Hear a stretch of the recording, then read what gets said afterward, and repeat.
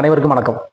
சாதுரின் YouTube channel. Ravindran Duraisamy, அதாவது அரசியல் விமர்சகர் என்ற பெயர்ல ரவீந்திரன் துரைசாமி அவர்கள் கடந்த சில நாட்களாகவே சொல்றதை விட ரொம்ப நாளாவே திருமதி சசிகலா அவர்களை கட்சியிலிருந்து நீக்குவதற்கு நாடார் லாபி தான் காரணம், நாங்க தான் டெல்லிக்கு அழுத்தம் கொடுத்து அவங்களை கட்சியை விட்டு நீக்க வச்சோம் அப்படிங்கிற மாதிரிலாம் ஒரு சில யூடியூபர்ஸ் பேட்டி கொடுத்துருந்தாங்க. தொடர்ச்சியா பார்த்துருக்கோம்.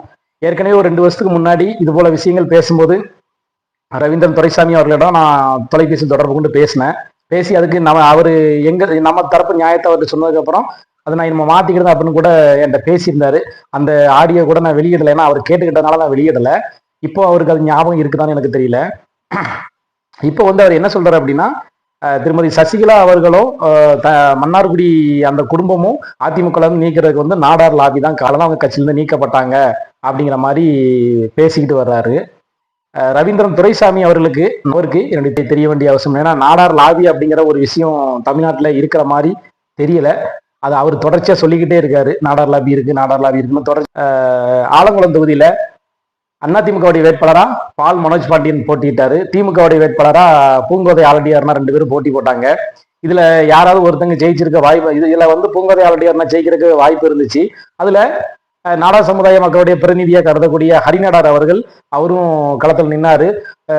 கிட்டத்தட்ட 36,000 ஓட்டு வாங்கியிருந்தாரு. சுயேட்சையானு 36,000 ஓட்டு வாங்கினதுனால பூங்கோதை ஆலடியார்னா அவர்களுடைய வெற்றி வாய்ப்பு தட்டி பறிக்கப்பட்டது. கிட்டத்தட்ட பால் மனோஜ் பாண்டியன் ஜெயிச்ச வாக்குக்கும் பூங்கோதை ஆலடியார்னா தோற்ற வாக்குக்கும் ஒரு 3,500 வாக்கு தான் வித்தியாசம்.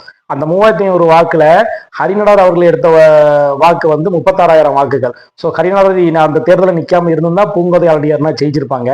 இதுல பூங்கோதை ஆலடியார்னாவை தோக்கடிக்கிறதுக்கு ஹரிநாடார் நின்னது நாடார் லாபியா அப்படிங்கிறது எங்களுக்கு தெரியல. நான் இதுக்கான பதில நான் கடைசியா சொல்றேன். டெல்லியில எம்பியா இருக்கக்கூடிய அதே ரவீந்திரன் துரைசாமி அவர்களுடைய சமுதாயத்தை சேர்ந்த ஒருத்தர் தவறான புகைப்படங்கள் வெளியாச்சு. அது உண்மையா பொய்யா அப்படிங்கிறது அது 2வது. அதை நான் கருத்து சொல்லக்கு வரல. அப்போ அந்த பெண் பாதிக்கப்பட்ட போது இந்த நாடார் லாபி அந்த பெண்ணுக்கு சப்போர்ட் பண்ணிச்சா, இந்த பெண்ணுக்கு துணையா இருந்துச்சா? இந்த சுயேட்சையா நின்னாலும் கூட 36,000 ஓட்டு வாங்கி அதை திமுக அதிமுக 2ஐயும் ஏத்து நின்று திமுகவோட தோல்விக்கு மறைமுகமா காரணமா இருந்து அவர் அவ்வளவு வாக்குகள் வாங்கினாரு. அதுக்கப்புறம் அவருடைய வாழ்க்கை என்னாச்சு, அவருடைய வாழ்வாதாரம் என்னாச்சு, அவர் எப்படியெல்லாம் முடக்கப்பட்டார் அப்படிங்கிறது தமிழ்நாட்டுக்கும் தெரியும், அவர் சார்ந்த நாடார் சமுதாயத்துக்கும் தெரியும். அவரை ஏன் இந்த நாடார் லாபி காப்பாத்தலன்னு எனக்கு தெரியும். எடப்பாடி அதிமுக பிஜேபியில சேர்ந்ததுக்கும் காரணம் நாடார் லாபி தானா அப்படின்னு சொல்லி தெரியல. அதுக்கும் அவர் பதில் சொல்லணும். அதே பிஜேபியில டிடிவி தினகரன் அவர்கள் போய் சேர்ந்ததுக்கும் அந்த நாடார் லாபி தான் காரணமா அப்படிங்கிறத அதுக்கும் அவர் பதில் சொல்லணும். இது இல்லாத ஒரு விஷயத்த இருக்கிற மாதிரி ரவீந்திரன் துரைசாமி அவர்கள் திருமதி சசிகலா அவர்களை அதிமுக நீக்கிறதுக்கு ஆரிய பார்ப்பன கூட்டம் தான் காரணம் என்று சொன்னால் உலக மக்கள் ஏத்துக்குவாங்க, இந்திய மக்கள் ஏத்துக்கிடுவாங்க. ஏன்னா எல்லாத்துக்குமே தெரியும் சசிகலா அவர்கள் அதிமுக விட்டு நீக்கிறதுக்கு காரணம் யாருன்னு எல்லாத்துக்குமே தெரியும். ஆனா நீங்க புதுசா யாரோ, அதாவது பார்ப்பனர்கள் செய்த அந்த தவறை நீங்க கிளைம் பண்றீங்க, நாங்க தான் செஞ்சோம் அப்படின்னு சொல்றீங்க. சரி, நீங்க செஞ்சுதான் இருந்தா இன்னைக்கு தினகரன் அவர்களை போய் பிஜேபி கூட்டணியில சேர்ந்துட்டாரு, அதையும் நீங்க தான் செஞ்சதா சொல்லி கிளைம் பண்ணிக்க போறீங்களான்னு சொல்லி தெரியல. இது எல்லாத்துக்கும் மேலாக இப்ப நான் ஏற்கனவே ஃபர்ஸ்ட் சொன்ன பாத்தீங்களா, ஹரிநாடார் நிற்கும் போது பூங்கோதை ஆலடியார்னா தோல்விக்கு ஹரிநாடார் தான் காரணம் என்பது எல்லாருக்குமே தெரியும்.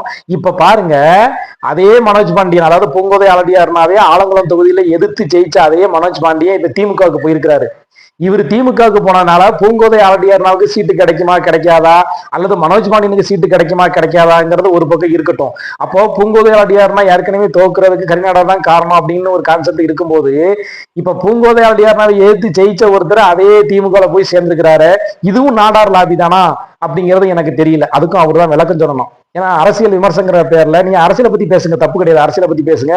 அரசியல் யாரால பாதிக்கப்பட்டது, தமிழ்நாட்டு அரசியல் புரட்சி தலைவி ஜெயலலிதா அவர்கள் மறைந்த பிறகு தமிழ்நாட்டில் யாரால் ஆட்சி, தமிழ்நாட்டில் நடக்கக்கூடிய ஆட்சி யாரால் நிர்பந்திக்கப்பட்டது, யார் ஆட்சி நடந்துகிட்டு இருந்துச்சு எல்லா வரமும் தெரியும். நீங்க ஒரு ஆரிய பார்ப்பன கூட்டத்தை எதுக்க திராணி இல்லாத நீங்க தொடர்ந்து தேவ சமுதாயத்தை எதுக்குற மாதிரி நாங்க நாடார் லாபி பண்றோம்னு சொல்றீங்களே. சரி, நாடார் லாபி பண்ணிட்டீங்க. இன்னைக்கு பிஜேபி கட்சியில அன்னைக்கு தமிழிசை சவுந்தரராஜன் இருந்தாங்க, ஓகே, இன்னைக்கு வந்து பாரதிய ஜனதாவோட மாநில தலைவராக திரு நயினார் நாகேந்திரன் அவர் இருக்காங்க. எனக்கும் உறவினர் தான், அவர் இருக்கிறாங்க.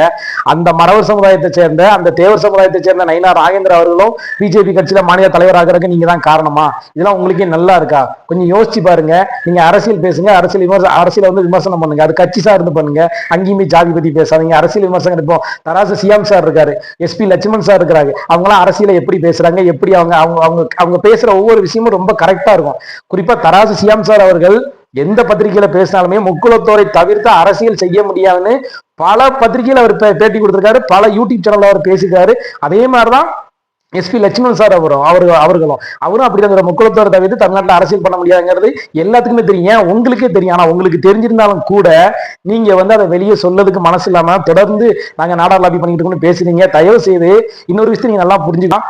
யார சாதி தலைவரா இங்க பேசப்பட்டாங்களோ, யாரால அவங்க பழுதிருக்கப்பட்டாங்களோ, அவங்களுடைய வீர வணக்க நாள்னு அனுஷ்டிக்கக்கூடிய வீர வணக்க நாள் அப்படின்னு அனுஷ்டிக்கக்கூடிய தினத்துல கூட இப்ப பரஸ்பரம் எதிரியாக பார்க்கப்பட்ட சமுதாயம் கூட போய் மலர் வளையம் வைக்கிறாங்க, அஞ்சலி செலுத்துறாங்க.